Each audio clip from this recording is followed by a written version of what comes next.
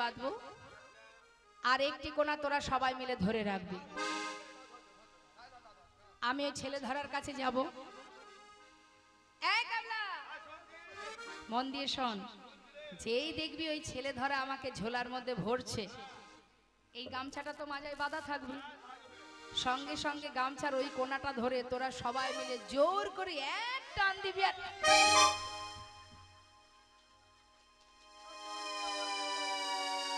টানতে বললি তো, টেনে দিয়েছি। আমি কি এখন টানতে বলেছি? মারি দেখো কাণ্ড। আরে বাবা, এখন কেন টানবি? যখন ওই ছেলে ধরা ঝোলাতে ভরবে তখন তো টানবি। আগে বলবি তো। হবে না, এই জন্যই তো বেঁচে গুছে নাম দিয়েছে ক্যাবলা। যাকে তোদের দ্বারা কিছু হবে না, আমি দেখছি কি করা যায়। এখন নিধিরাম সর্দার বলছে